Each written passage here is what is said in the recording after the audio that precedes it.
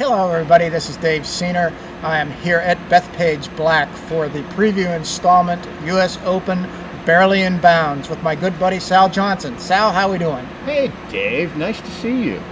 Happy to be here. Nowhere else I would rather be. Hey, it's really nice to be at the US Open again, and you know, the USGA on Monday came out with a quite startling announcement, and that is that they're going to play we all knew that Pinehurst was going to be the site for the 2014 US Open, but they said that the Women's Open was going to be played at Pinehurst also 2014, a week later. The men's and women's double. Of the men's and women's double. What do you think of this? And you know, the concept is kind of cool, but unfortunately I think the women are going to just, you know, really get the short end of this thing. They're going to get a trampled over golf course. They're going to get a golf course that might have baked out greens. And I really wonder about the interest, how many fans are going to be there, because, you know, typically at a US Open site, I would guess, what, 80% of the people that are there watching are local? Are there? Well, you know what, I gotta disagree, because of the fact that, you know, it's kind of neat. They're going to have back-to-back. They're going to have the women come in. It's going to be a different crowd and different everything. What do you think? It's going to be a different crowd? It's going to be hardly anybody there. Everybody's going to go to the men's open. Who's going to go to golf for 2 solid weeks in a row? I don't think so. Well, you know what? It's a nice place to go, Pinehurst. We can play golf in between the 2 tournaments. And you know, I don't know. I guess the recession will be over by 2014 or whatever. Oh, we'll be in another recession. Everybody will have money to do this. You know what? Frankly, let's be serious. On paper, it looks good, but I just have to wonder if it's the almighty dollar that well, sure, they're going to save money. They're going to save money without having to set up twice for TV. A lot of the infrastructure stuff. NBC's going to save a fortune. They're probably going to save half their. You know, they're budgeted probably. You know, a couple $1 million are going to save a lot on not having to cable golf courses, tear it out, and things like that. I mean, I can see what they're trying to do. They're going to spin this as this big festival of golf, and I will give them this much. You know, they're thinking outside the box. They're going to do something grandiose here. I'll give them credit. I'll reserve judgment until it happens. Well, I think I think you're right. It does shortchange the women. They're not going to be able to play the golf course. You know, Thursday, Friday, Saturday, and Sunday of that. What happens if there's a playoff? All of a sudden, you're going to have a playoff on Monday morning, and you know, the girls aren't going to be able to play. They're banking on 2 weeks of good weather. There's no question about that. And speaking of weather, here we are at Bethpage, and today, Tuesday, it was beautiful out there. You know, it was a little cloudy in the morning, but then it cleared up. But it's not going to stay that way. No, and we're hearing that it's going to be 40% chance of rain every day. They're not supposed to see the sun realistically here until next Thursday, so it's going to present a lot of things. It's going to, you know, make this golf course play a lot tougher. It's going to play a lot longer. The rough, you know, I know the USGA is going to try to keep it the same every day, but you know, grass grows a lot when you get a lot of rain, and it makes for tough conditions. So if it's squishy out there, Tiger's still the favorite? Tiger's the favorite, whether you come out here with 1,000 different pros and tee it up. There's no 2 ways about it. Tiger, I would say that Tiger is at least, you know, a 4 in 10 chance of winning this week. Well, I think, you know, the one thing that always separates him is between the ears. And I think, you know, these guys are going to encounter a lot of, you know, unusual things. I was talking to Kenny Perry earlier today. He said a lot of mud balls out there. You know, mud on the ball does crazy things. And this is the United States Open Championship, so there's no lift, clean, and cheat as they do in the PGA Tour. Oh, no, there's no 2 ways about it. They're not going to be able to, you know, get their hands on the golf ball. They're going to have a lot of mud balls and things like that. But, hey, this is the US Open. It's the most important championship. You know, if you ask the USGA of anything, better than the Masters, British Open, PGA Championship.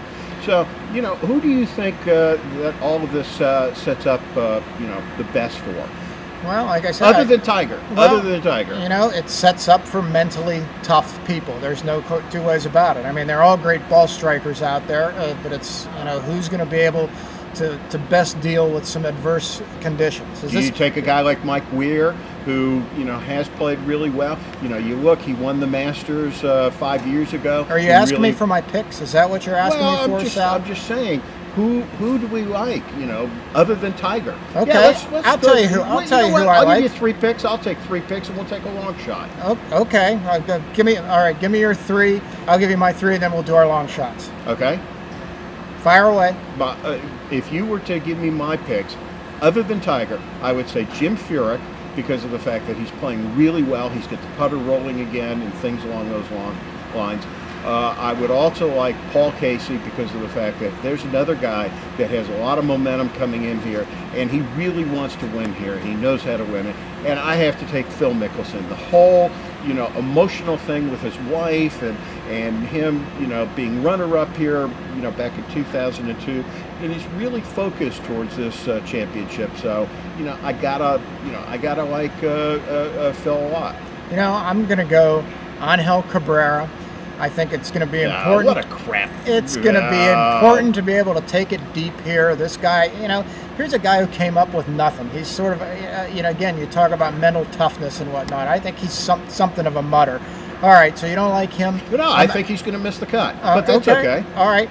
Rory McIlroy. I know, first time, he's just a kid, but Northern Ireland, he plays in lousy conditions, and he's still young enough where he remembers how to play in those lousy conditions. And he's still young enough not to really be afraid of going out. That's true. And the kid has got talent. Good. Here's another one. I'm going all foreign this time. I'm going to Thomas LeVay.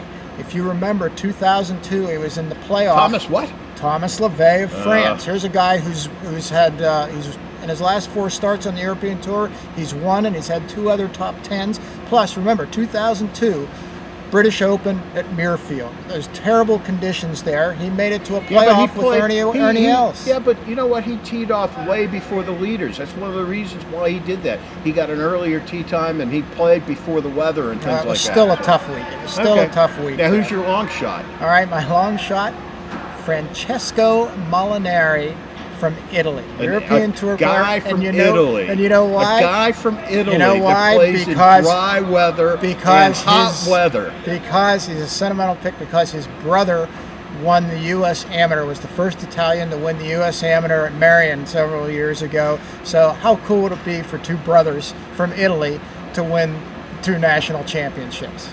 Whatever. My long shot is Mike Weir because of the fact that he's a mutter. Long shot? Mike Weir? Come on, he's a major winner. How's that a long shot? He hasn't won in a long time.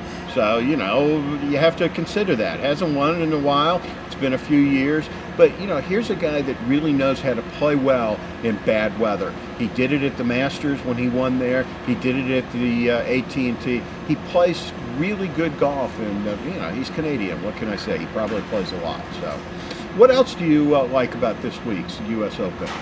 It's the U.S. Open. It's the national championship, and hey, I'm ready to get it on. Let's go. Well, I'm going to leave you with one thing. We came out of the merchandise tent, and it was really funny because you went down there and they had all the sites of, they had Pebble Beach, they had Congressional, they had the sites of all the U.S. Opens coming up to 215. Yeah.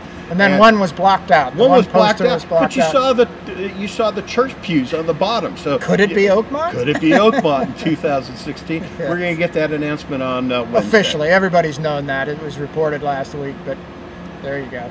Well, it's not official. Hence, you've got the poster covered up. Well, very excited to see what happens. We're going to do a couple more of these during the week, kind of catch you up on what's happening. So come back with us when we have more segments of Barely in Bounds. Take care.